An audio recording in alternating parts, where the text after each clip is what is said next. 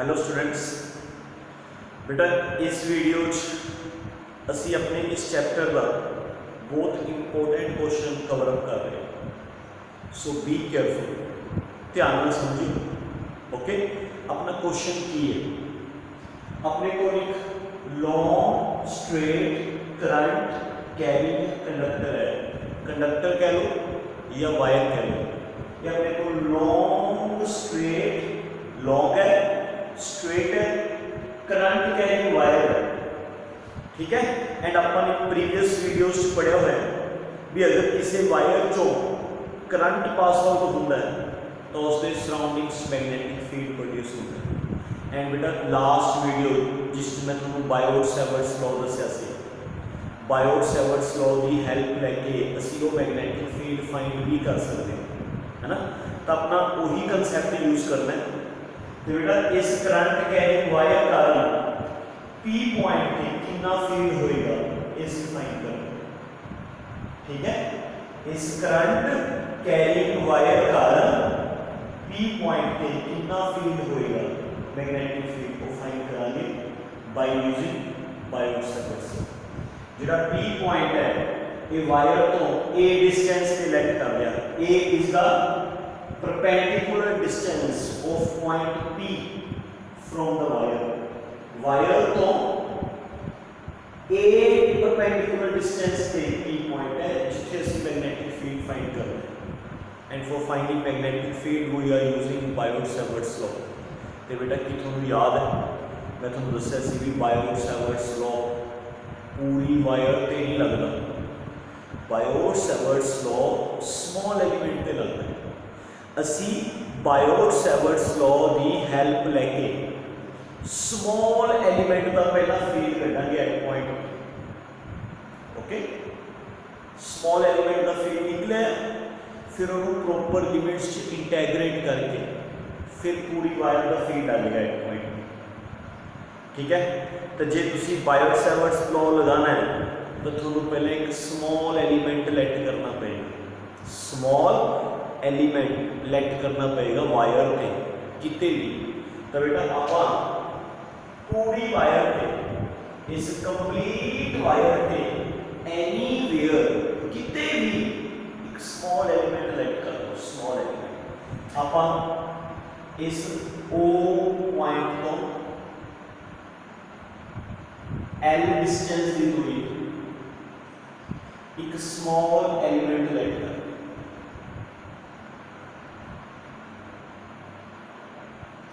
small element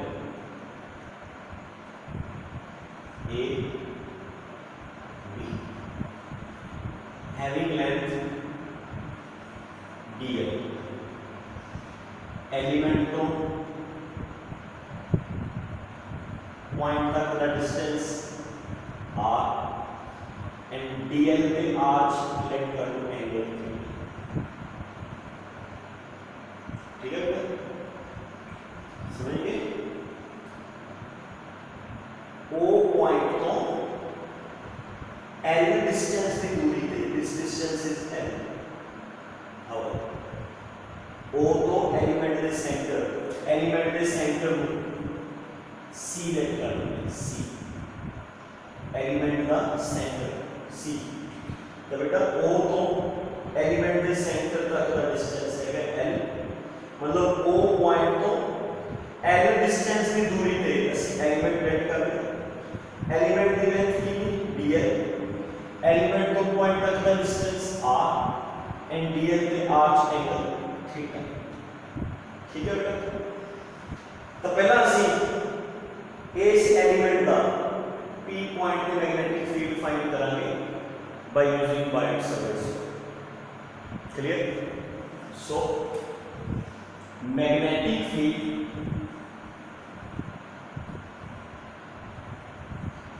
at point P due to small element AB is by using बायोट-सैवर्ट्स law। बायोट-सैवर्ट्स को use करो बेटा। बायोट-सैवर्ट्स law के according magnetic field का formula क्या है, K I dl sin theta upon r। के होगा बेटा कांस्टेंट, याद है ना, आई हो गया वायर का करंट, dl होगी एलिमेंट की लेंथ, r हो गया एलिमेंट तो पॉइंट तक का डिस्टेंस, एंड थीटा हो गया angle between dl and r। यही फार्मूला होता है ना, बोलो बेटा। चलो ये फार्मूले वैल्यूज पुट कर देंगे, लाइक k की वैल्यू बेटा SI सिस्टम ते वैक्यूम वास्ते कितनी होगी, mu naught by 4 pi. Current in the wire कितना करंट है I, एलिमेंट की लेंथ कितनी लेंथ है dl, डिस्टेंस एलिमेंट तो पॉइंट तक का डिस्टेंस कितना बेटा r, एंगल dl पे r एंगल थीटा।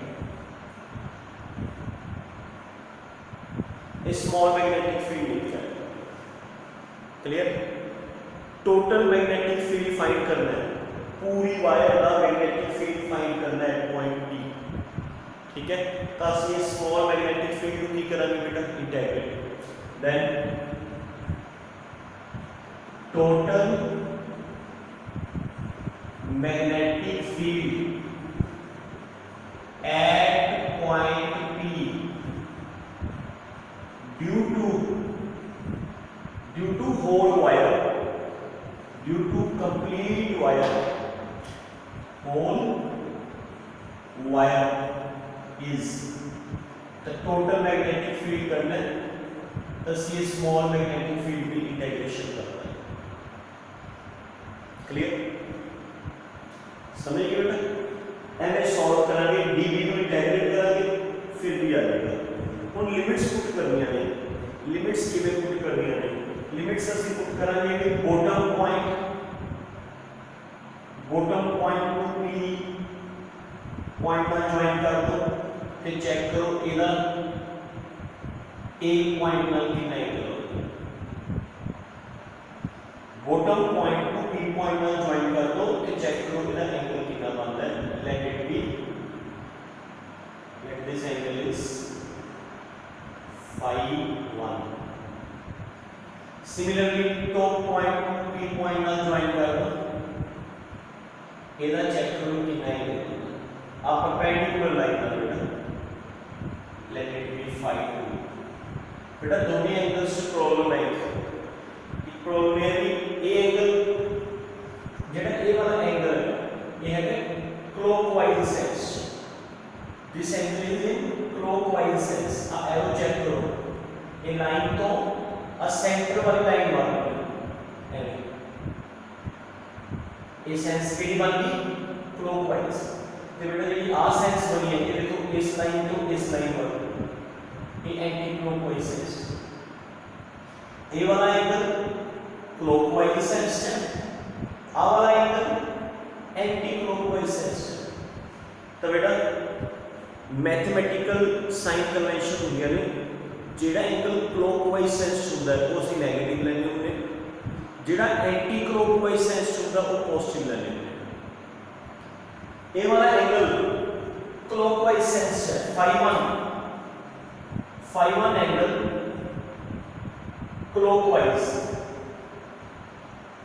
सेंस है, इस करके ਅਸੀਂ ਨੂੰ नेगेटिव बनाएंगे, and phi 2 angle anti clockwise है, एंटी क्लॉकवाइज, दैट्स व्हाई हम इसे पॉजिटिव बनाएंगे। तो बेटा phi 1 angle negative and phi 2 angle positive. तो जो ਅਸੀਂ ਇੱਥੇ ਲਿਮਿਟਸ ਪੁੱਟ ਕਰਾਂਗੇ ਤਾਂ phi 1 ਦੀ ਲਿਮਿਟ नेगेटिव ਪੁੱਟ ਕਰਨੀ ਹੈ बेटा, phi 2 ਦੀ ਲਿਮਿਟ पॉजिटिव, क्लियर।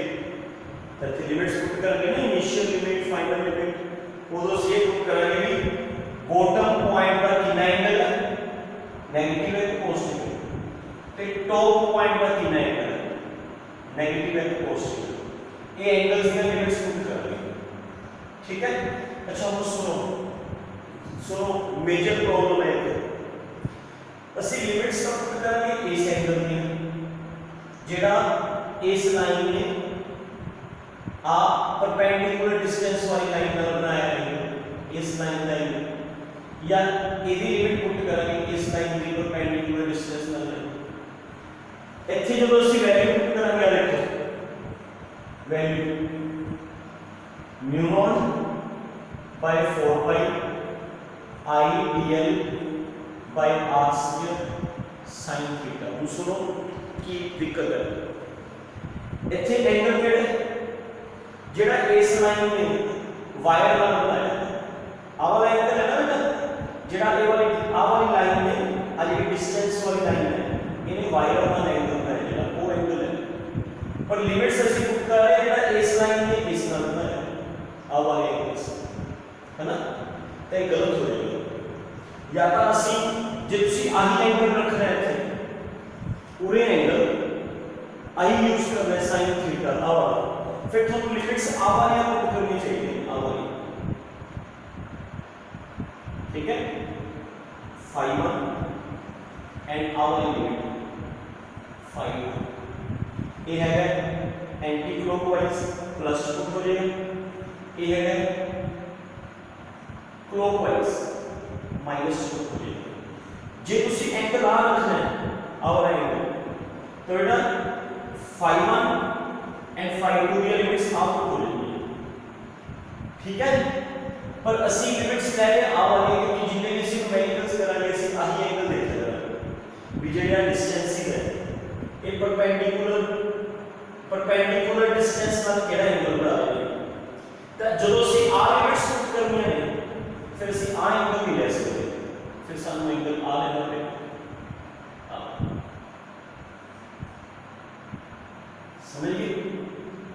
समझ गए तो थोड़े को दो टेक्निक्स है क्वेश्चन सॉल्व करने दी दो टेक्निक्स है एक टेक्निक है बेटा जे तुसी एंगल थीटा लेने हो मतलब डिस्टेंस दा वायर नाल एंगल डिस्टेंस दा वायर नाल एंगल लेने तो लिमिट्स आप पुट करनी है ए लिमिट ते आ वाली लिमिट जे तुसी आ एंगल है ना मतलब एवं phi 1 phi 2 and theta 1 theta 2 फिर लिमिट्स आप पुट करनी है समझ गए आ चेक करो ए एंगल किस सेंस से जा रहा है एंगल जा रहा है एंटी क्लॉकवाइज द पॉजिटिव ए आ रहा है क्लॉकवाइज द नेगेटिव समझ गए जे एंगल पूरे एंगल थीटा यूज कर रहे हो आ वाला एंगल यूज कर रहे हो तो लिमिट्स आ होगी बट अगर तुसी लिमिट्स आ लेनी है आ वाली phi 1 phi तो थानू थीटा नु इस थीटा नु इधर एंगल च कन्वर्ट करना पड़ेगा इस एंगल को इस एंगल च कन्वर्ट करना पड़ेगा फिर तुसी आ लिमिट्स कर सकते हो अंडरस्टैंड मैं की बोल रहा हूं बेटा समझ आ रहा है मैं की समझाने की कोशिश कर रहा है मतलब इथों इस स्टेप तो क्वेश्चन दो तरीकों नाल प्रोसीड किया जा सकता है इथों क्वेश्चन को दो तरीकों नाल प्रोसीड किया जा सकता है जिवें हम क्वेश्चन प्रोसीड करोगे न्यूमेरिकल्स भी उवें ही सॉल्व करेंगे जे तुसी ए वाला एंगल लेके क्वेश्चन प्रोसीड करते हो इस एंगल को लेके आ वाला क्वेश्चन ए वाला एंगल लेके प्रोसीड करते हो फिर हमेशा न्यूमेरिकल्स लिमिट्स आप इस एंगल की लेंगे या इस डिस्टेंस में वायर का कितना एंगल बनाया इस डिस्टेंस में वायर का कितना एंगल न्यूमेरिकल्स फार्मूला भी अलग बनेगा पर जे तुसी लिमिट्स आ लेने में फिर ਤੁਹਾਨੂੰ ਜਿਹੜਾ ਆ ਵਾਲਾ ਐਂਗਲ ਹੈ ਥੀਟਾ ਇਹਨੂੰ phi ਚ ਕਨਵਰਟ ਕਰਨਾ ਪਏਗਾ थीटा एंगल को इस एंगल से कन्वर्ट करोगे फिर तुसी लिमिट्स आ यूज कर सकते हो कहने का मतलब भी पूरे एंगल इस प्लेस के एंगल जे तुसी थीटा ले रहे हो तो लिमिट्स आ यूज होंगे जे इस प्लेस से थीटा की जगह फाई पुट कर दो फाई फिर लिमिट्स ए वाली होंगी हुणे ਤੁਹਾਡੇ ਤੇ डिपेंड करता है कि तुसी जे क्वेश्चन है सॉल्व कर लो तो न्यूमेरिकल्स दे विच यही एंगल देखा करोगे बॉटम वाली लाइन में अपर परपेंडिकुलर डिस्टेंस लाइन का कितना एंगल बनाया टॉप वाली लाइन में परपेंडिकुलर डिस्टेंस वाली लाइन का कितना एंगल बनाया अंडरस्टैंड। बट जे तुसी हुण लिमिट्स आ ले हो फिर तुहानू न्यूमेरिकल्स च भी आही लिमिट्स देने पैणगे, समझ गए।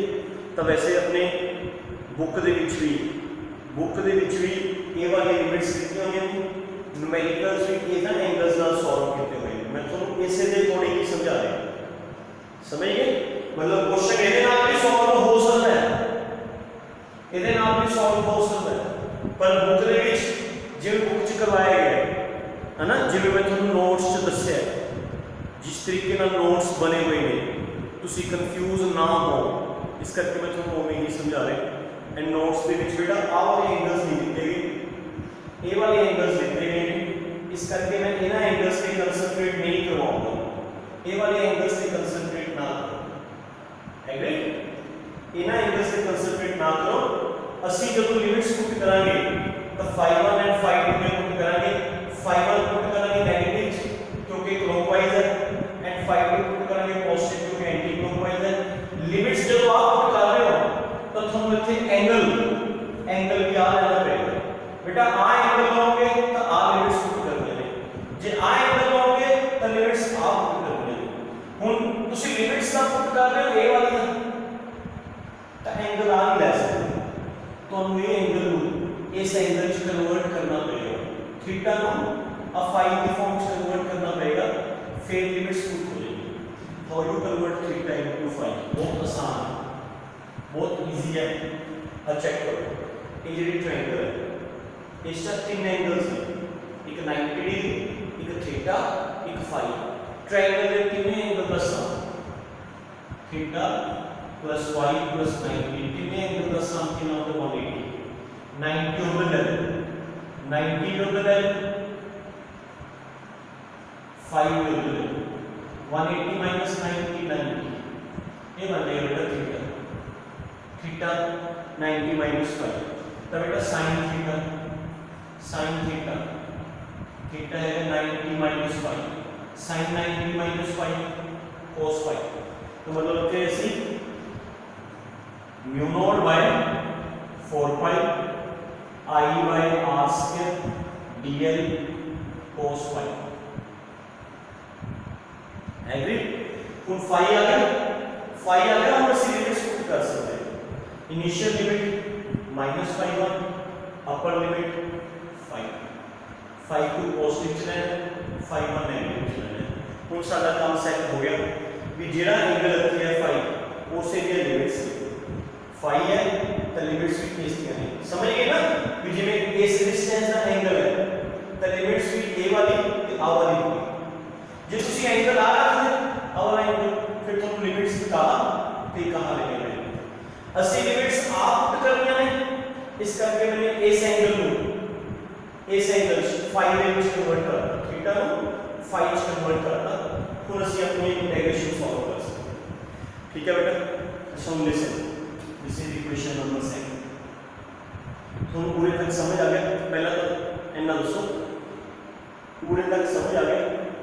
मैं रिपीट कर दूंगा पहले पूरे तक, एक बार चेक कर लो, क्योंकि एक बार ये समझ आ जाए ना चीज़ां फिर ईजी हो जाता टॉपिक।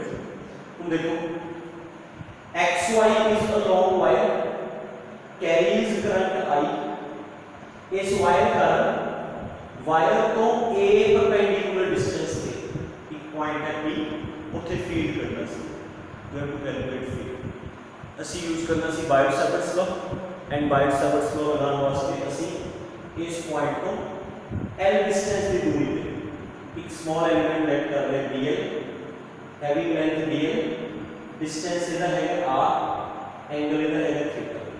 तो ਅਸੀਂ ये स्मॉल मैग्नेटिक फील्ड फाइंड कर ले, k की वैल्यू पुट कर दी, करंट I, एलिमेंट की length dl, distance element two point का r and angle theta. Total magnetic field पूरी वायर का करना से सेम की करना इंटीग्रेशन में अगर ਅਸੀਂ थीटा एंगल रख दे, अगर ਅਸੀਂ आ एंगल रख दे तो सम लिमिट्स इस एंगल की पुट करनी रहेगी, एक इधर एंगल की पुट करनी रहेगी। जे ਅਸੀਂ ए वाली लिमिट्स पुट करनी है ना वाली तो सम थीटा ਨੂੰ इधर एंगल च कन्वर्ट करना पड़ेगा, थीटा ਨੂੰ फाई की फॉर्म च कन्वर्ट करना पड़ेगा। ਅਸੀਂ थीटा ਨੂੰ फाई की फॉर्म च कन्वर्ट करता, sin theta is equal to cos phi put करता, मतलब एंगल भी फाई है लिमिट्स भी ਅਸੀਂ फाइंड आउट कर सकते हैं, एंगल भी आ रहा है, लिमिट्स भी आप कर सकते हैं। एग्री? इसको अगे सॉल्व करना हूँ। ये सारे को पता है इंटैग्रेशन के अंदर जिन्ने वेरिएबल्स ज़्यादा होंगे, जिन्ने वेरिएबल्स ज़्यादा होंगे उन्नी इंटैग्रेशन टफ होएगी। एंड इंटैग्रेशन के अंदर जिन्ने कॉन्स्टेंट्स ज़्यादा होंगे, कॉन्स्टेंट्स उन्नी इंटैग्रेशन सौखी होएगी, क्योंकि कॉन्स्टेंट टर्म का इंटैग्रेशन जो बाहर निकलेंगे। समझ गए? तो अपना पर्पज़ यही होना चाहिए कि असी क्वेश्चन ईजीली सॉल्व कर लिए। एंड क्वेश्चन ईजीली सॉल्व करने वास्ते इंटैग्रेशन के अंदर वेरिएबल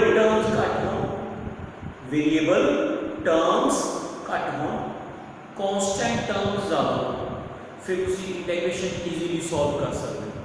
तो बेटा वही चीज़ा इस चेक कर रहे कि कॉन्स्टेंट्स है, कि वेरिएबल है। μ0/4 कॉन्स्टेंट है, बाहर आ जाएगा। आई वायर का करंट हो गया, current in the wire constant है, बाहर आ जाएगा। dl एलिमेंट की लेंथ, एलिमेंट छोटा भी ले सकते हो, एलिमेंट बड़ा भी ले सकते हो। दैट मींस एलिमेंट की लेंथ वेरी कर सकती है, एलिमेंट की लेंथ वेरी कर सकती है। dl is variable, r yes बेटा r भी वेरी कर सकते हैं, क्योंकि ये एलिमेंट पूरे तो r इतना है।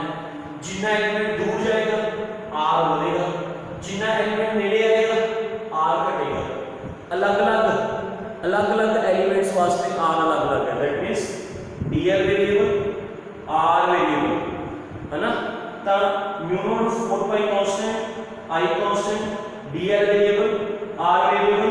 फाई को ਅਸੀਂ बाहर नहीं कर सकते क्योंकि फाई के अंदर लिमिट्स बुक नहीं हुई है ना। ਇਹਦਾ मतलब बेटा ਜਿਹੜੇ ਆ ਦੋ वेरिएबल टर्म्स है, एक r एक dl, ਇਹਨਾਂ ਦੋਨਾਂ ਨੂੰ कांस्टेंट ਵਿੱਚ कन्वर्ट करो, क्योंकि जिन्ने वेरिएबल्स अंदर ज़्यादा होंगे उन्नी इंटैग्रेशन मुश्किल होगी। एंड जिन्ने असीं अंदर कांस्टेंट बना लेंगे उन्नी इंटैग्रेशन ईजी हो जाएगी। तो इंटैग्रेशन को ईजी करने वास्ते करनी तो इंटैग्रेशन ही है, इंटैग्रेशन करके आंसर आ जाएगा। करनी इंटैग्रेशन है, इंटैग्रेशन करके आंसर आ जाएगा। क्लियर? हाँ, पर वो इंटैग्रेशन करने वास्ते असी उस इंटैग्रेशन को ईजी करना चाहते हैं। ईजी करने वास्ते असी अंदरों वेरिएबल खत्म करांगे, कॉन्स्टेंट्स लियाने की कोशिश करांगे, कॉन्स्टेंट्स। ठीक है? तो बेटा इसमें किमें कॉन्स्टेंट्स लिया जाए वो समझो केयरफुली।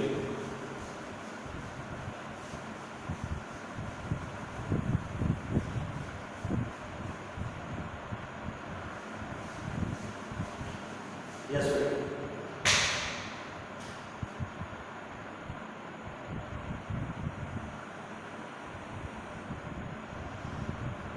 जी आप ट्रायंगल फ्रॉम ट्रायंगल COP,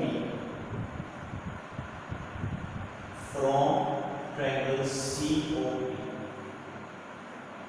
इस ट्रायंगल दे विच असीं फाई दे अकॉर्डिंग ट्रायंगल दे साइड्स डिसाइड कर लो कि केड़ी हाइपोटेन्यूज है, केड़ी परपेंडिकुलर है, केड़ी बेस है। करनी अकॉर्डिंग टू फाई है, अकॉर्डिंग टू फाई। थीटा के अकॉर्डिंग नहीं करनी, थीटा के अकॉर्डिंग परपेंडिकुलर अलग बनेगा, बेस अलग बनेगा। फाई के अकॉर्डिंग परपेंडिकुलर अलग बनेगा, बेस अलग बनेगा। साडी लिमिट्स फाई की फॉर्म च है, इस करके ਅਸੀਂ फाई के अकॉर्डिंग टू फाई ये डिसाइड कर लो केड़ी साइड हाइपोटेन्यूज है, केड़ी परपेंडिकुलर है, केड़ी बेस है। चेक करो 90 डिग्री के ऑपोजिट साइड हाइपोटेन्यूज, फाई के ऑपोजिट साइड परपेंडिकुलर, एंड तीसरी साइड बेस। हाइपोटेन्यूज हो गया r, परपेंडिकुलर हो गया l, बेस हो गया a। ठीक है? हाँ बेटा base upon hypotenuse cos y, base है a, हाइपोटेन्यूज है r cos y, तो a अपॉन cos y ये r की वैल्यू है। ऐसे r को कन्वर्ट कर ले बेटा a upon cos y। Okay, ਹੁਣ ਅਸੀਂ dl की वैल्यू फाइंड कर ले। dl की वैल्यू फाइंड करने वास्ते बेटा perpendicular upon base, perpendicular upon base tan phi, perpendicular हैगा l, बेस हैगा a, tan phi, l is equal to a, tan phi, derivative कर दूंगा बस d with respect to phi, इधर भी दोनों पासे अगर ਅਸੀਂ सेम प्रोसेस करांगे तो इक्वेशन में कोई फर्क नहीं पैंदा है ना, दोनों साइड्स सेम प्रोसेस करन नाल इक्वेशन में कोई फर्क नहीं पैंदा बेटा। तो इधरले पासे ਅਸੀਂ with respect to phi derivative करना, इधरले पासे with respect to phi derivative करना, ये बन गया dl by d phi, ये बेटा a कांस्टेंट, टेंजेंट phi का डेरिवेटिव मैथमेटिकल जिन्हें को नॉन मेडिकल है बेटा उनको पता होगा, टेंजेंट phi का डेरिवेटिव secant square phi होगा, a इज कांस्टेंट बेटा, a का कांस्टेंट है, चाहे एलिमेंट दूर है तभी a n ही रहेगा, चाहे एलिमेंट नीचे है तभी a n ही रहेगा, चाहे एलिमेंट ऊपर है तभी a की वैल्यू नहीं रहेगी। a is constant for all elements, सारे एलिमेंट्स वास्ते a कांस्टेंट है। व्हाट इज a है पॉइंट का वायर को perpendicular distance, perpendicular distance, not a distance, it is a perpendicular distance and a constant, a constant comes outside, tan phi the derivative secant square phi, अब अगर d phi cross multiply कर ये dl की value है a secant square phi d phi, this is the value of dl। समझ आ गया बेटा, मैं फिर रिपीट कर दूंगा, आप ट्रायंगल लेंगे, ट्रायंगल c o p, इस ट्रायंगल के बीच according to phi name decide कर phi के according 90 डिग्री के opposite hypotenuse, phi के opposite perpendicular, तीसरी साइड बेस, बेस बन गया a, perpendicular बन गया l, hypotenuse बन गया r। पहला r खत्म करना है तो r नाल a वाली ट्रिग्नोमेट्रिक रेशियो लेनी है, बेस के hypotenuse वाली रेशियो को r करना है। फिर ਅਸੀਂ dl करना सी, dl वास्ते ਅਸੀਂ l कटिया, l ਤੇ a वाली रेशियो ले ली, n एंड a वाली, परपेंडिकुलर ਤੇ बेस वाली रेशियो ले ली, परपेंडिकुलर ਤੇ बेस वाली रेशियो tan phi, परपेंडिकुलर को कितना l, बेस कितना a को तो मल्टीप्लाई कितना, डेरिवेटिव कितना, क्रॉस मल्टीप्लाई करके dl की वैल्यू आई, ये दोनों वैल्यूज r की वैल्यू भी एंड dl की वैल्यू भी पूरे पुट कर दो, ठीक है। Put these values in second equation, तो बेटा इस इक्वेशन से जो पुट करूंगे, मैं थोड़ा तो स्टार्ट कर रहा हूं, b is equal to integration from minus phi 1 to phi 2 plus phi 2 mu naught by 4 pi I upon r square है, r की वैल्यू कितनी है बेटा, तो r स्क्वायर की वैल्यू आएगी a square upon cos square phi, dl की value a secant square phi, dl की value a secant square phi d phi into cos। Check करो, मैं सारा दो आपको समझा दूंगा बेटा, mu naught by 4 pi as it is, I as it is, r a upon cos phi है तो r का square a square upon cos square phi बनेगा, ठीक है। dl की value a secant square phi d phi, a secant square phi d phi, नाल cos phi है, cos phi as it is चला, हम बेटा आ जाएगा cos स्क्वायर phi है, ये ऊपर चला जाएगा, ठीक है। ये हमें लिख रहे हैं v is equal to integration minus phi 1 to plus phi 2 mu naught by 4 pi I upon a square cos square phi होगा, cos square phi a secant square phi d phi cos phi, सारे term ऐसे ही लिख रहे हैं, सिर्फ cos square phi ऊपर लगेगा, denominator से ना बेटा, डिनोमिनेटर ना डिनोमिनेटर ऊपर चला जाता है, तो हम cos एंड secant एक दूसरे के रेसिप्रोकल होते हैं ना बेटा, secant ਤੇ cos एक दूसरे के रेसिप्रोकल होते हैं ना, तो ਅਸੀਂ secant स्क्वायर phi को कितना लिखांगे, secant square phi, tell me 1 by cos square phi 1 upon cos square phi cos square phi ਨਾਲ cos square phi कटा जाएगा पूरी काटना मैं समझ लोगे secant square phi देगा कितना पुट करोगे 1 upon cos square phi cos square phi ਜਿਹੜਾ नीचे आएगा वो इस cos square phi ਨਾਲ कैंसिल हो जाएगा तब मैं बेटा पूरी काट लूंगा cos square phi and secant square phi cancel with each other a नाल एक a कैंसिल हो जाएगी अंदर कितना बचेगा अंदर बचेगा बेटा minus phi 1 2 plus phi 2 mu naught by 4 pi i एक a बचेगा a कटेगा cos phi बचेगा d phi बचेगा तुम सेट हो गया equation mu naught by 4 pi constant है वायर का करंट कांस्टेंट है वायर तो पॉइंट का परपेंडिकुलर डिस्टेंस भी कांस्टेंट है परपेंडिकुलर डिस्टेंस सिर्फ ਜਿਹੜੀਆਂ लिमिट्स ने वो वाली टर्म अंदर रहेगी बाकी सारी चीजें बाहर आ जाएंगी ठीक है सॉल्व कर लेते हैं mu naught by 4 pi i by a minus phi 1 to phi 2 cos phi d सिर्फ phi वाली टर्म अंदर रहेगी phi वाली बाकी सारी चीजें कांस्टेंट है कम्स आउट से तो ਤੁਸੀਂ ਇਹ ਦੇਖੋ ਵੀ ਇਸ ਚੀਜ਼ ਨੂੰ ਅਸੀਂ ਇਸ ਚ ਕਨਵਰਟ ਕਰਦਾ क्यों कन्वर्ट करता क्योंकि इस प्रॉब्लम्स सीखिया की प्रॉब्लम्स सीखिया इस दो वेरिएबल्स तीन वेरिएबल्स सी phi वाला वेरिएबल सी r वेरिएबल सी dl वेरिएबल सी जितने वेरिएबल्स ज्यादा होंगे इंटीग्रेशन मुश्किल होगी ਅਸੀਂ ਇਹਨਾਂ वेरिएबल्स ਨੂੰ खत्म ਕੀਤਾ r ਨੂੰ खत्म ਕੀਤਾ dl ਨੂੰ खत्म ਕੀਤਾ r ਤੇ dl ਦੀ ਵੈਲਿਊਜ਼ ਕੱਟ ਕੇ ਪੁੱਟ ਕੀਤੀਆਂ ਥੋੜਾ ਜਿਹਾ ਅਰੇਂਜ ਕੀਤਾ ਜੋ ਕੱਟਦਾ ਸੀ ਕੱਟਦਾ ਇਹ ਵਨ ਰਿਲੇਸ਼ਨ ਇਹਨੂੰ ਸੋਲਵ ਕਰਦੇ ਹਾਂ सॉल्व करना कोई औखी गल नहीं है इजीली सॉल्व हो जाएगा यस इसको सॉल्व करते हैं b is equal to mu naught by 4 pi i by a cos phi की इंटीग्रेशन दोस्तों cos phi की इंटीग्रेशन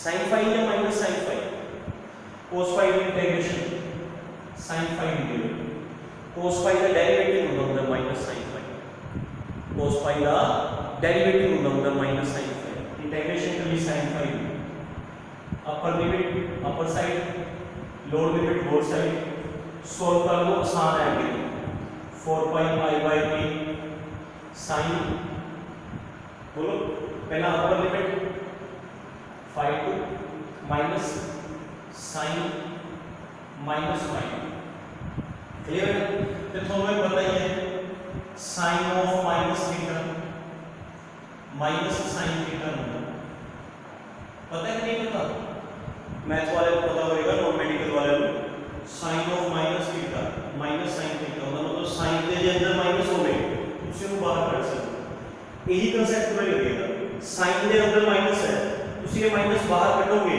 माइनस माइनस की हो जाएगा प्लस ठीक है तो फॉर्मूला बनेगा mu naught by 4 pi i by a sin phi 2 plus sin phi clear this is the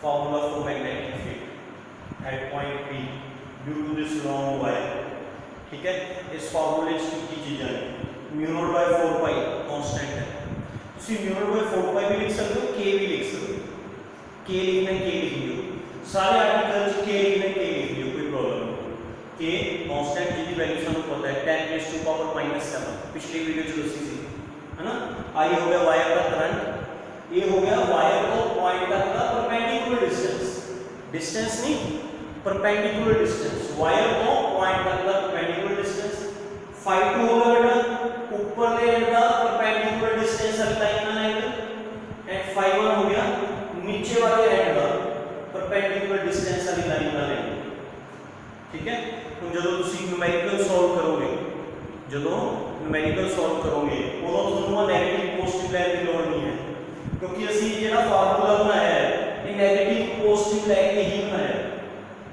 ਹੈ ਨਾ ਅਸੀਂ ਜਿਹੜਾ ਨੈਗੇਟਿਵ ਪੋਜ਼ਿਟਿਵ ਲਗਾਉਣਾ ਸੀ ਉਹ ਲਗਾ ਚੁੱਕੇ ਹਾਂ ਜਦੋਂ ਤੁਸੀਂ न्यूमेरिकल करोगे ਉਦੋਂ ਤਾਂ ਸਿਰਫ ਐਂਗਲ ਦੇਖਿਆ ਕਰੋਗੇ ਵੀ ਇਹ ਵਾਲਾ ਐਂਗਲ ਕਿੰਨਾ ਹੈ ਆਹ ਵਾਲਾ ਐਂਗਲ ਕਿੰਨਾ ਹੈ ਉੱਥੇ ਉੱਥੇ ਕੋਈ ਨੈਗੇਟਿਵ ਪੋਜ਼ਿਟਿਵ ਲਗਾਉਣ ਦੀ ਲੋੜ ਨਹੀਂ ਹੈ, ਕਿਉਂਕਿ ਅਸੀਂ ਫਾਰਮੂਲਾ ਨੈਗੇਟਿਵ ਪੋਜ਼ਿਟਿਵ ਲੈ ਕੇ ਹੀ ਬਣਾਇਆ, ਐਡਜਸਟ ਕਰਤਾ ਸਾਰਾ ਕੁਝ ਫਾਰਮੂਲੇ 'ਚ ਐਡਜਸਟ ਕਰਤਾ।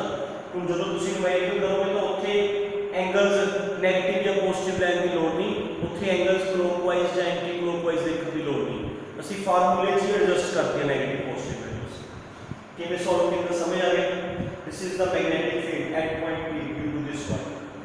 ठीक है, फार्मूला याद रखियो, mu naught by 4 pi I by A, है ना। K ना याद रखना, K ना याद रखियो, K की बनेगा, K ना फार्मूला है बेटा, K ना बनेगा K I by A sin phi 1 plus sin phi 2।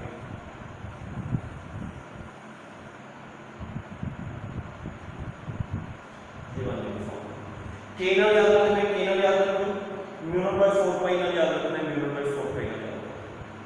Clear? हुन ये स्पेशल केस समझो, स्पेशल केस भी इंपॉर्टेंट है बेटा, इस टॉपिक में स्पेशल केस इंपॉर्टेंट है।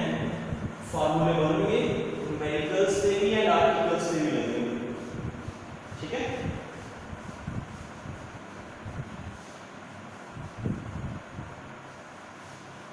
ओके। केस फर्स्ट,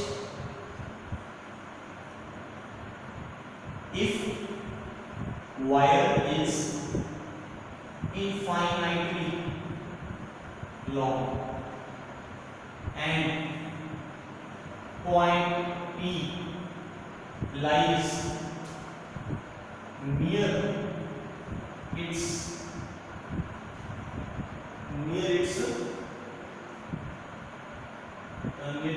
middle या near its center, वायर के सेंटर में नेड़े लाई करो, मतलब जिवें अपने कोल वायर है,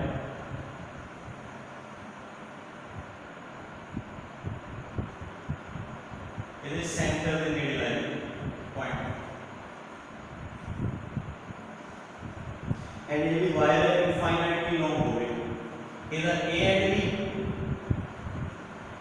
ਇਨਫਿਨਿਟੀ ਤੇ ਹੋਵੇ, ਆ ਵਾਲਾ ਐਂਡ B ਇਨਫਿਨਿਟੀ ਤੇ। ਹੁਣ ਤੁਸੀਂ ਥੋੜਾ 2 ਮੀਟਰ ਤੇ ਦੇਖਿਓ ਉਹਦੇ ਡਾਇਗਰਾਮ 'ਚ, ਇਸ ਡਾਇਗਰਾਮ 'ਚ ਦੇਖਿਓ,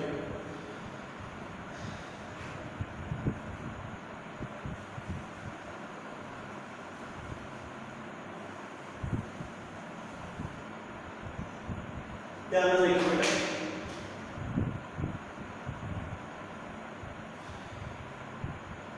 ये वाला एंगल सिग्मा फाई है ना।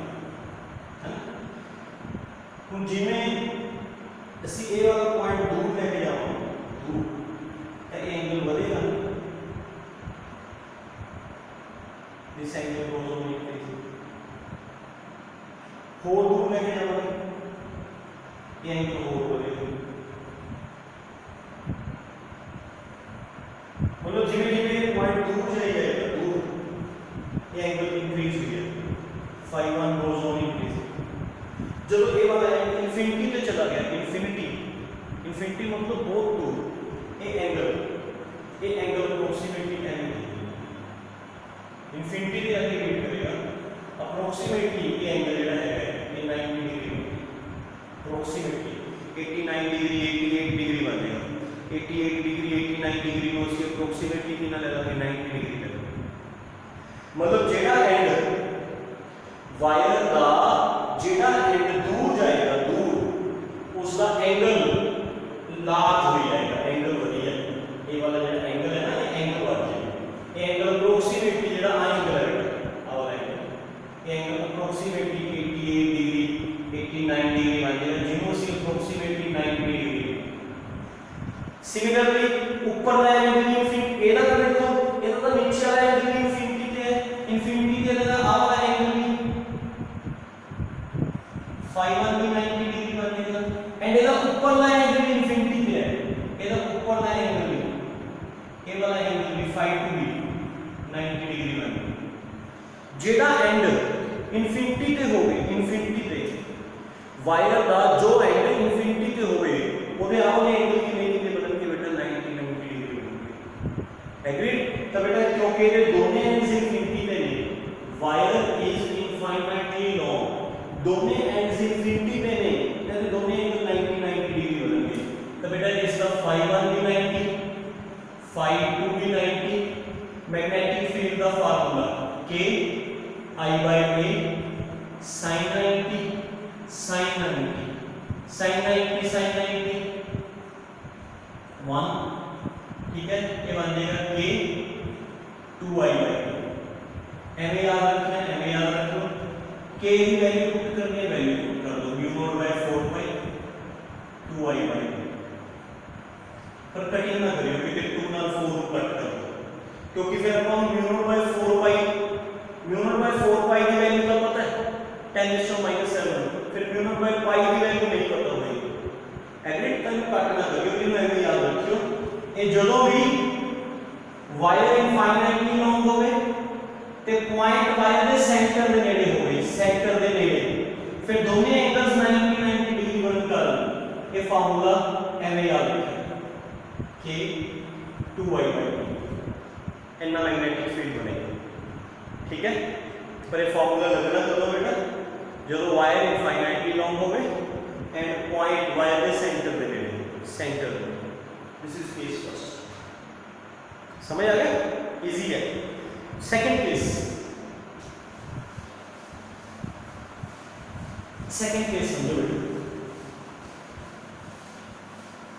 थोड़ा क्वेश्चन लेंथी जरूर है पर एक बार समझ आ जाए तो कोई प्रॉब्लम नहीं है। केस है, if wire is infinitely long and point P lies near its one end, एक एंगल के लिए लाइक करें, जिन्हें अपने को वायर से x y पॉइंट एक एंगल के लिए like this.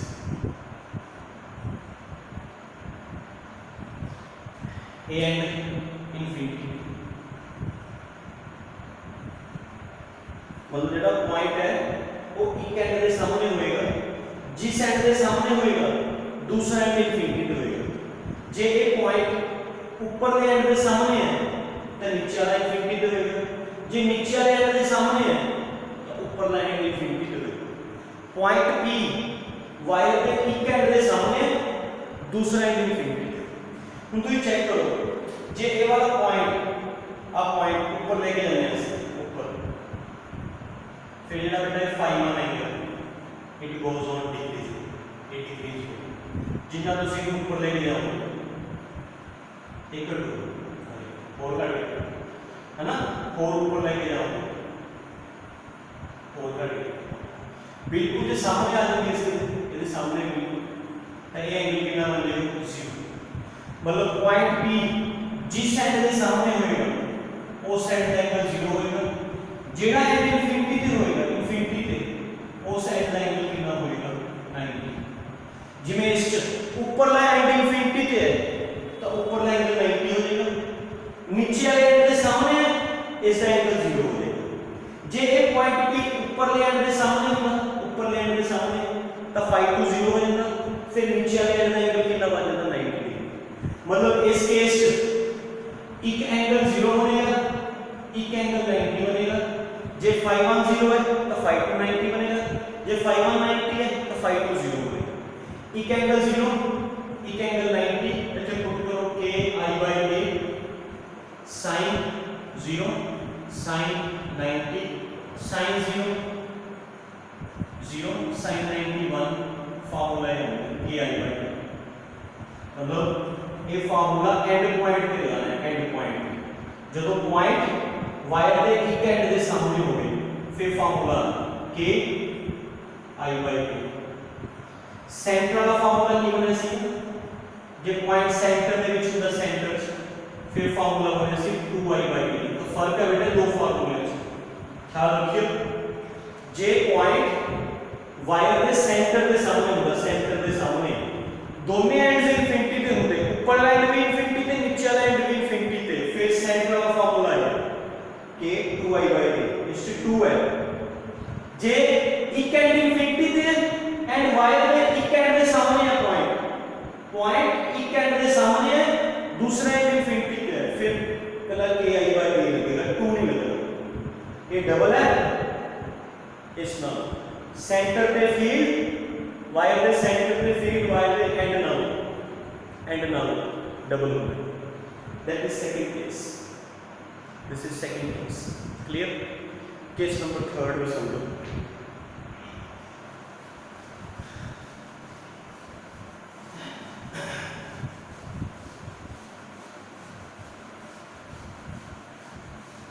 Yes sir. Case number 3. If wire is finitely long, finitely, मतलब having some length finitely long and point lies near its perpendicular bisector. Wire infinitely long like this, ठीक है? Having length L and यदि point है तो इसे perpendicular bisector,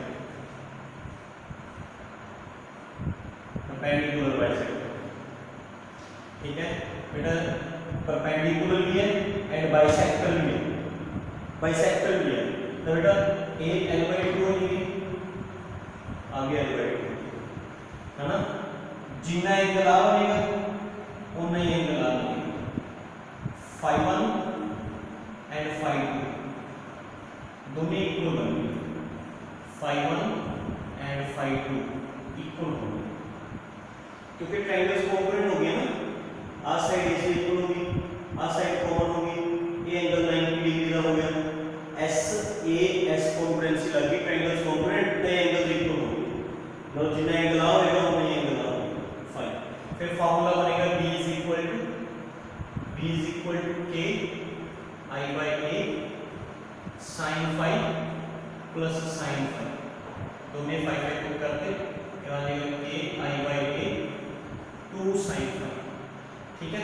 this is the formula. sin phi की value से find करनी है, sin phi perpendicular on hypotenuse, ठीक है? 90 डिग्री में ऑपोजिट हाइपोटेन्यूज, एंगल phi के ऑपोजिट परपेंडिकुलर, तो परपेंडिकुलर का होगा बेटा L/2, हाइपोटेन्यूज से फाइंड करो, L/2 square plus a square, Pythagoras के रूल लगा के ना, देखो a वाली साइड L/2 है, आ साइड a है, L/2 पे a, पाइथागोरस के रूल लगा के हाइपोटेन्यूज काट दे, तो हाइपोटेन्यूज की पुट कर सकते हैं L/4 a स्क्वायर, है ना? इनको सॉल्व करके sin phi आएगा, sin phi की वैल्यू पूरे पुट करके मैग्नेटिक फील्ड समझ गए? एम भी आ सकता है भी, अगर वायर की लेंथ गिवन होवे, लेंथ नोन होवे, नोन पता होवे, ते पॉइंट पे परपेंडिकुलर बाइसेक्टर ते लाई करे, फिर तुसी φ1 भी φ, φ2 भी φ, φ1 भी φ, φ2 भी φ पुट करके क्या बन जाएगा? sin phi तुसी अलग तो पढ़ लिया, अलग तो ट्रिग्नोमेट्रिक रेशियो है कि sin phi कर लिया, तो sin phi की वैल्यू पे पुट करके मैग्नेटिक फील्ड। क्लियर बेटा? कोई कंफ्यूजन समझ आ गया? एक केस और दस है, वेट, एक केस और दस, वो इस टॉपिक ਨਾਲ रिलेटेड नहीं है, वो केस इस टॉपिक ਨਾਲ रिलेटेड नहीं है, वो बायो-सैवर्ट्स लॉ वाले टॉपिक ਨਾਲ रिलेटेड है। ਉੱਥੇ ਉਹ ਪੁਆਇੰਟ ਦੱਸਣਾ ਰਹਿ ਗਿਆ ਸੀਗਾ, ਮੇਰੇ ਮਾਈਂਡ 'ਚ ਹੁਣ ਆਇਆ, ਮੈਂ ਤੁਹਾਨੂੰ ਹੁਣੇ ਉਹ ਪੁਆਇੰਟ ਦੱਸ ਰਿਹਾ। ਹੁਣ ਆਪਾਂ ਨੂੰ ਇਹ ਕੋਈ ਪਤਾ ਵੀ ਕਿਵੇਂ ਆਇਆ ਹੈ,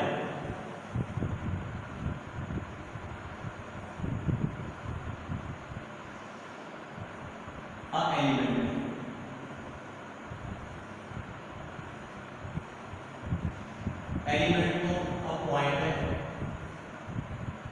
r डिस्टेंस हो गया, एंगल थीटा, बायो-सैवर्ट्स लॉ के अकॉर्डिंग जेड़ा फील्ड है कितना होएगा k i dl sin theta by r, यही होएगा theta is the angle between DL and R। ਹੁਣ ਤੁਸੀਂ ਚੈੱਕ ਕਰੋ अगर ये पॉइंट वायर की लाइन छोड़ वायर की लाइन छोड़ जिवें जिवें पॉइंट इधर ਨੂੰ मूव करेगा ਇਹਦਾ ਜਿਹੜਾ ਥੀਟਾ ਹੈ इट गोज ऑन ਜਦੋਂ पॉइंट में पहुंचे तो थीटा इतना रहेगा ਜਦੋਂ पॉइंट में पहुंच गया थीटा इतना रहेगा थीटा घटी जाता है ना ਜਦੋਂ पॉइंट में पहुंच गया थीटा कितना हो जाएगा 0 थीटा 0 sin 0 की value 0 clear sin 0 0 k I dl 0 by r square magnetic field ये केस में दसना चाहते हैं तुम किसी भी वायर का ओसे की लाइन दे अलोंग चाहे ओसे की लाइन दे अलोंग अगे में या ओसे की लाइन दे अलोंग पीछे लाइक दिस पूरे पूरे पहुंचेगा तभी थीटा कितना बन जाएगा जिवें अगे जाना थीटा कितना है 0 पीछे आना थीटा हौली इंक्रीज हो गया बेटा इंक्रीज होने वाला अब एंगल कितना बन जाएगा 180 sin 180 भी 0 होता है ਉਹਦੇ ਕਾਰਨ ਵੀ ਮੈਗਨੈਟਿਕ ਫੀਲਡ 0 ਹੋ ਮਤਲਬ ਵਾਇਰ ਦੀ ਲਾਈਨ ਦੇ ਅਲੋਂਗ ਮੈਗਨੈਟਿਕ ਫੀਲਡ ਪ੍ਰੋਡਿਊਸ ਨਹੀਂ ਹੁੰਦਾ ਚਾਹੇ ਉਹ ਅੱਗੇ ਨੂੰ ਹੈ ਚਾਹੇ ਉਹ ਪਿੱਛੇ ਨੂੰ ਹੈ ਜਿਵੇਂ ਸਪੋਜ਼ ਕਰੋ ਵਾਇਰ कैरिंग करंट है तो बेटा इससे आले वाला मैग्नेटिक फील्ड होएगा वायर की लाइन में अलोंग अगे पूरे मैग्नेटिक फील्ड 0 वायर की लाइन में अलोंग पीछे पूरे मैग्नेटिक फील्ड वायर की लाइन में अलोंग मैग्नेटिक फील्ड प्रोड्यूस नहीं होगा थीटा या 0 बन जाता है या 180 बन जाता है sin 0 भी 0 होता है sin 180 भी 0 होता है मैग्नेटिक फील्ड 0 बन जाता है तो ਇਹਦਾ ख्याल रखियो मैग्नेटिक्स करते हुए जिस लाइन में अलोंग वायर है ना वायर पे अलोंग मैग्नेटिक फील्ड प्रोड्यूस नहीं होएगा ना आगे ना पीछे आले दुआले प्रोड्यूस होएगा आले दुआले अगे या पीछे प्रोड्यूस नहीं होएगा एक केस वो रहेगा सी तो हुन आप ये वाले टॉपिक को कंप्लीट कर चुके हैं सम एक स्ट्रेट वायर कारण मैग्नेटिक फील्ड फाइंड करना आ गया दिस इज जनरल फार्मूला ये जनरल फार्मूला इसको अलावा सेंटर वाला फार्मूला बना सी के 2i by k and point वाला फार्मूला बना सी k i by k and finite wire वाला फार्मूला बना सी k i by k 2 sin phi है ना एक स्पेशल केस है दीस आर स्पेशल केसेस ये फार्मूला से होने लगेगा जे वायर फाइनाइटली लॉन्ग होवेगी ते पॉइंट वायर दे सेंटर दे विच होएगा सेंटर दे नेड़े ये फार्मूला सिर्फ उदों लगेगा जब वायर इनफाइनाइटली लॉन्ग होगी तो पॉइंट इक एंड के सामने होएगा इक एंड दे ये जब वायर फाइनाइटली लॉन्ग होगी फाइनाइटली वायर की लेंथ पता होगी तो पॉइंट वायर के परपेंडिकुलर बाइसेक्टर पे होएगा परपेंडिकुलर बाइसेक्टर पे फिर otherwise this is the general formula ये किसी भी टाइम पे अप्लाई कर सकते k i by k sin phi 1 plus sin phi 2 k constant है i हो गया वायर का करंट a हो गया वायर तो पॉइंट का मतलब परपेंडिकुलर डिस्टेंस phi 1 हो गया bottom and the angle and phi 2 हो गया टॉप वाले and the angle with perpendicular distance ठीक है डिफरेंट केसेस डिस्कस कर रहे सारे फार्मूले ड्राइव कर रहे एक चीज रह गई डायरेक्शन ऑफ मैग्नेटिक फील्ड ਅਸੀਂ फील्ड की डायरेक्शन किਵੇਂ करें वैसे मैं तो बाय एक्सपेरिमेंट सॉल्व कराते हुए फील्ड की डायरेक्शन फाइंड करनी रास्ते से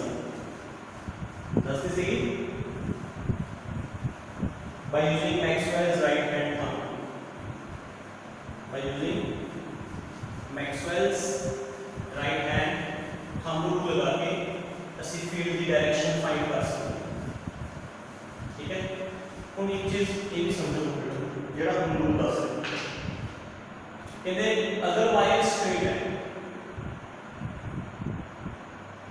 स्ट्रेट वायर जो करंट फ्लो हो रहा है तो उसके आगे वाले ਜਿਹੜਾ मैग्नेटिक फील्ड होएगा it is in the form of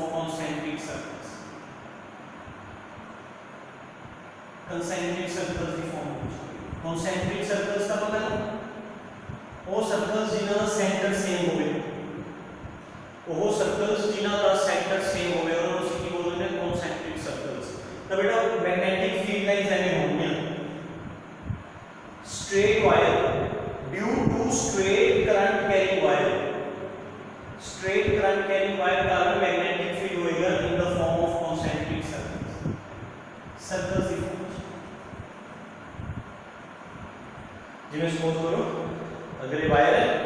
ਤਾਂ ਇਹਦੇ ਆਲੇ ਦੁਆਲੇ in the form of concentric circles the form ਚ magnetic field lines ਹੋਣਗੀਆਂ magnetic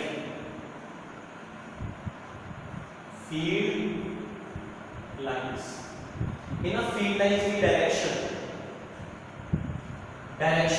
ਅਸੀਂ find ਕਰ ਸਕਦੇ ਹਾਂ by using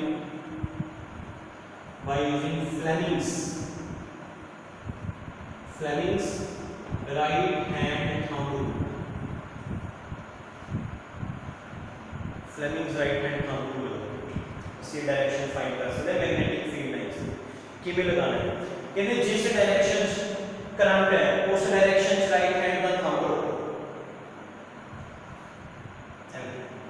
जिस डायरेक्शन च करंट है जिस डायरेक्शन च वायर चो करंट फ्लो हो रहा है जे करंट ऊपर को फ्लो हो रहा है तो थंब ऊपर को रखो जे करंट नीचे को फ्लो हो रहा है तो थंब नीचे को magnetic field lines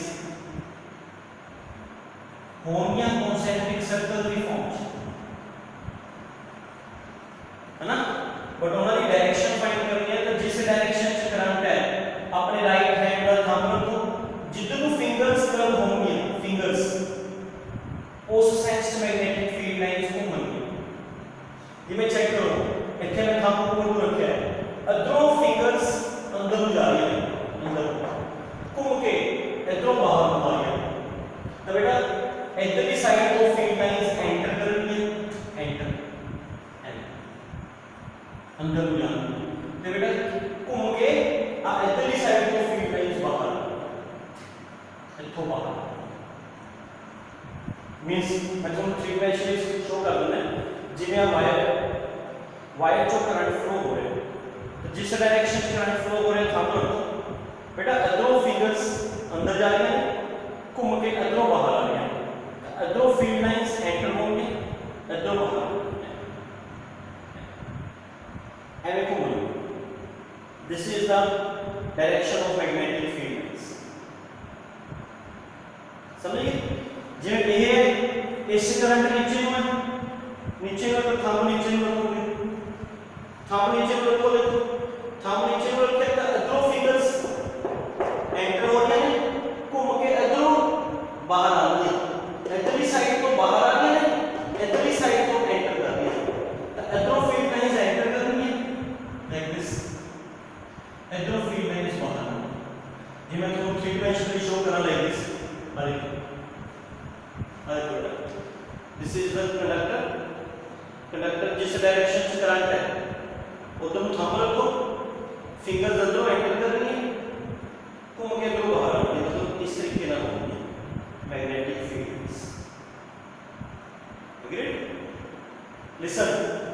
listen carefully Fleming's right hand thumb rule बेटा इस रूल नाल मैग्नेटिक फील्ड लाइंस की डायरेक्शन पता चलेगी कि मैग्नेटिक फील्ड लाइंस क्लॉकवाइज है कि anti clockwise magnetic field lines clockwise है कि एंटी क्लॉकवाइज है ओदी डायरेक्शन पता चलेगी इस रूल नाल जे तुसी मैग्नेटिक फील्ड की डायरेक्शन फाइंड करनी है डायरेक्शन ऑफ मैग्नेटिक फील्ड तो it is along the tangent to the magnetic field line कोई औखा नहीं है सुनो तुसी पढ़ा हुआ है जिवें unit first electric field line होगी याद है बेटा इलेक्ट्रिक फील्ड लाइन एंड किसी भी पॉइंट पे टेंजेंट के अलोंग ई की डायरेक्शन होगी शायद याद आ रहा होगा आगे बढ़े आप यूनिट फर्स्ट आपने पढ़ा सीधा भी इलेक्ट्रिक फील्ड लाइंस स्ट्रेट भी हो सकती हैं इलेक्ट्रिक फील्ड लाइंस कर्व भी हो सकते हैं बट किसी भी पॉइंट पे टेंजेंट ड्रॉ करोगे तो टेंजेंट जो इलेक्ट्रिक फील्ड की डायरेक्शन बसे यही कांसेप्ट है बस पूरे जिस पॉइंट पे मैग्नेटिक फील्ड फाइंड करना है उस पॉइंट पे टेंजेंट ड्रॉ टेंजेंट के अलोंग मैग्नेटिक फील्ड पूरे फाइंड करना है पूरे टेंजेंट मैग्नेटिक पूरे फाइंड करना है पूरे टेंजेंट मैग्नेटिक फील्ड, पूरे फाइंड करना है पूरे टेंजेंट के अलोंग मैग्नेटिक फील्ड की डायरेक्शन मैग्नेटिक फील्ड। समझ गए? मतलब इस रूल नाल जेड़ा Fleming's right hand thumb rule है ना, इस रूल नाल ਤਾਂ ਤੁਹਾਨੂੰ मैग्नेटिक फील्ड लाइंस जिवें इलेक्ट्रिक फील्ड लाइंस ਹੁੰਦੀਆਂ ਨੇ ਉਵੇਂ मैग्नेटिक फील्ड लाइंस भी ਹੁੰਦੀਆਂ ਨੇ। मैग्नेटिक फील्ड लाइंस बारे ਆਪਾਂ 3rd चैप्टर च पढ़ांगे, यूनिट 3rd चैप्टर 3rd। फिलहाल ਆਪਾਂ ਚੱਲ ਰਹੇ ਹਾਂ unit 3rd chapter 1st chapter पढ़ रहे हैं आप। 3rd चैप्टर च आएगा मैग्नेटिक फील्ड लाइंस बारे। पर मैं ਤੁਹਾਨੂੰ ਦੱਸ ਰਿਹਾ ਵੀ ਜਿਵੇਂ इलेक्ट्रिक फील्ड लाइंस ਹੁੰਦੀਆਂ ਨੇ ਉਵੇਂ मैग्नेटिक फील्ड लाइंस भी ਹੁੰਦੀਆਂ ਨੇ। जिवें इलेक्ट्रिक फील्ड लाइंस के ऊपर टेंजेंट के अलोंग ई की डायरेक्शन होती है, उवें मैग्नेटिक फील्ड लाइंस के ऊपर भी टेंजेंट के अलोंग बी की डायरेक्शन होती है। क्लियर? इस रूल नाल जेड़ा फ्लेमिंग्स राइट हैंड रूल है किवें लगाना है, समझ आ गया? किवें लगाना है बेटा? ये रूल किवें लगाना है? जिस डायरेक्शन च करंट फ्लो हो रहा है उस डायरेक्शन च थंब रखो। जिवें फिंगर्स जानियां उवें मैग्नेटिक फील्ड लाइंस जानियां। जिवें अदरों फिंगर्स अंदर जा रही ने अदरों फील्ड लाइंस अंदर जाती, इधरली साइड तो फील्ड लाइंस बाहर निकल रही ने अदरों फील्ड लाइंस बाहर निकल रही।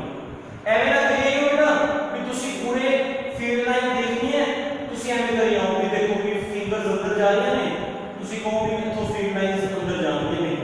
बेटा इधरों फील्ड लाइंस अंदर जा रही ने, आ देखो इनवर्ट्स घूम के इधरों बाहर आ गई, इधरों बाहर आ गई अदरों अंदर जाती है। मैं तुमको दिखाया है कि जिस डायरेक्शन से करंट है उधर थंब रखो, इधरों फील्ड लाइंस एंटर होंगी घूम के इधरों बाहर आएंगे, इधरों एंटर हो रही है घूम के इधरों बाहर आएंगे in the form of concentric circles, circles the forms.